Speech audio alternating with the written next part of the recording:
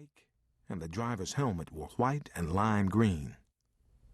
On his body was a lime-colored leather Rockaware tracksuit.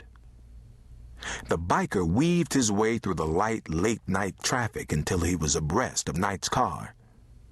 Knight thought the driver just wanted to drag race, which would have intrigued him if Tandy wasn't in the ride. As this thought amused Knight, little groups of Japanese-style motorcycles began appearing in his rearview mirror. First he spied 3. Then there were 5. Then 4 more. By the time Knight's Explorer cornered the tip of Brooklyn and was in the shadow of the Verrazano Bridge, there were 15 bikes either beside or behind Knight.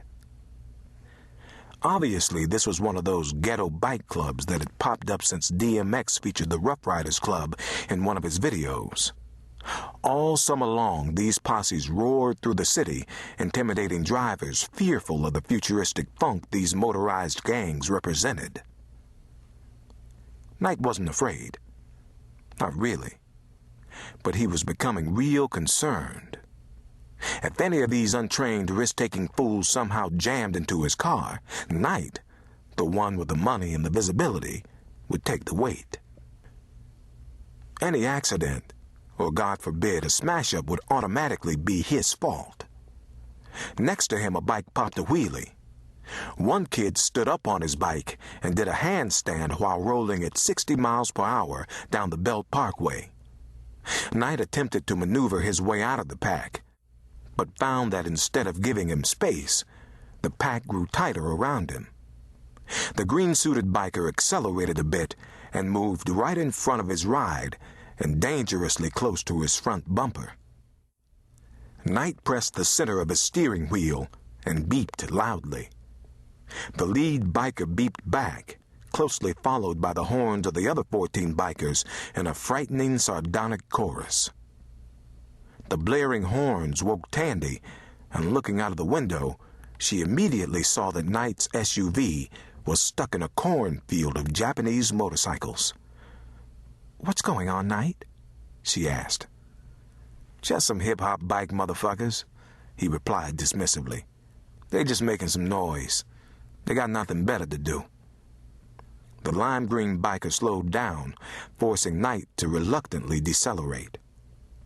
2 of the bikers on the driver's side began driving dangerously close to him, while the bikes on the passenger side slid over to the right, creating a narrow passageway. They wanted Knight to move to his right, which was precisely why he didn't do it. "You think they're fans, Knight?" Tandy asked innocently. "That's probably it," he told his Tandy, trying to downplay his own anxiety. Knight knew they weren't. The women who bought his records drove Saabs, not Kawasaki Ninjas. Besides, he'd kept his windows up, and he doubted they could see through his tinted windows in highway light. But this was an expensive ride, so he might have just been the wrong SUV on the wrong highway on the wrong night. He'd let his driver go home at JFK, happy to be driving himself again after 3 months of riding in tour buses, limos, and jeeps around the country. Now he was contemplating pushing the pedal to the floor and blasting his way through the bikes before things got serious. But he'd thought too long. There was a loud tap on the driver's side window. Knight turned and found the long barrel of a Desert Eagle automatic aimed at his face. "Oh my God," Tandy cried as Knight struggled to keep his emotions under control. The biker with the gun motioned with it for Knight to roll down his window. Knight, frightened into obedience, followed instructions. "Next exit." The voice was low-pitched, but female. Definitely female. "Knight," Tandy screamed. "Don't do as they say. Keep driving straight." "Nah, boo, it'll be all right. It's just a carjacking. They'll take the ride and we'll be all right. Just keep it together and we'll be all right." Knight's voice was as calm as he could make it, but his heart was beating double time. Led by the lime-green biker, Knight guided his car toward an exit for Red Hook, a section of Brooklyn with waterfront warehouses that was at night dreary, and relatively isolated. For the first time in several miles, Knight noticed that the CD of his performance was still playing. He heard himself seducing several thousand willing women. It was the voice of a man in complete control of his environment. It was a beautiful illusion that he suddenly had to let go of. He clicked off the CD player, took a deep breath, and followed the lime green biker down the exit ramp.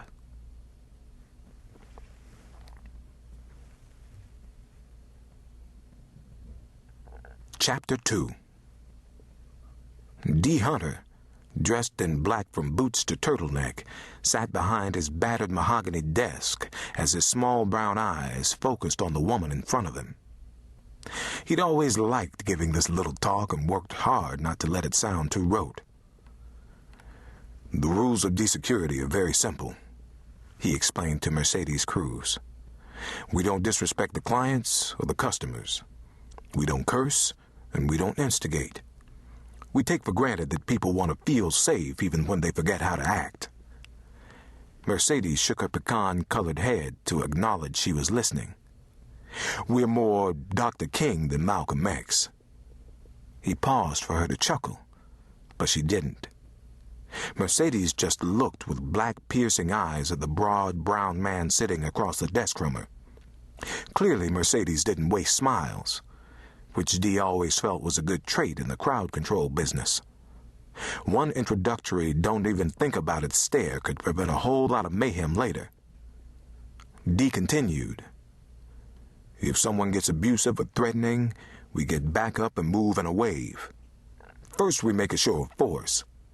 If that isn't effective, we move together and subdue with a minimum of punching, swinging, and stomping.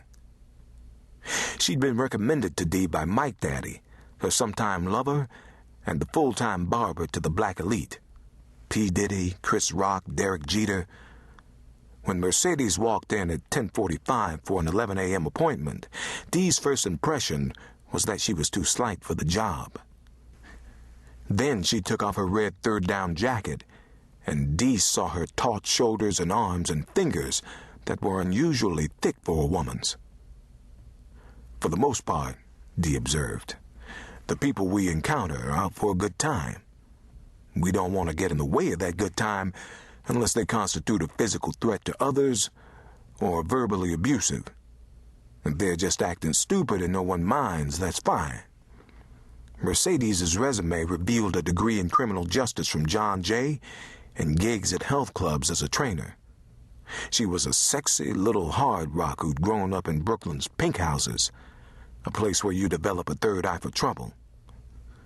When not tending to her 6-year-old son, Damien, she worked as a bodyguard/trainer for several female R&B/hip-hop divas, which could be lucrative but erratic, because when the singers weren't about to tour, they often replaced sit-ups with Krispy Kremes. Mercedes was now seeking a job with steady hours and better cash flow. Now, Dee continued, we'd be bringing you on to specifically help us police female customers. As you know, women can be tricky. If a lady wants to hoe out with a man in the men's room stall, we let her, but we don't let men in the ladies' room. That's not acceptable. If she throws a drink on her boyfriend, fine. Women do that and then make up with the fool 10 minutes later.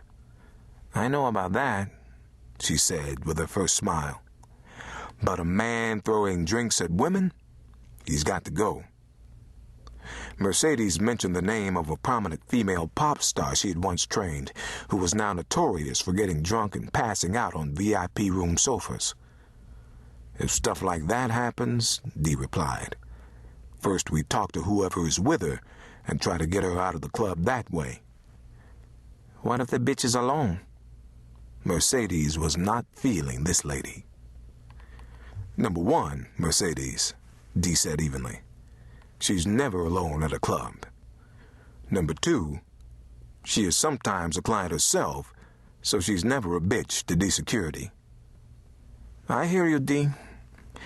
Everybody can't be as wholesome as that Bridgette Hays, I guess. That's right, baby. Naughty but nice like Hays is a good way to go.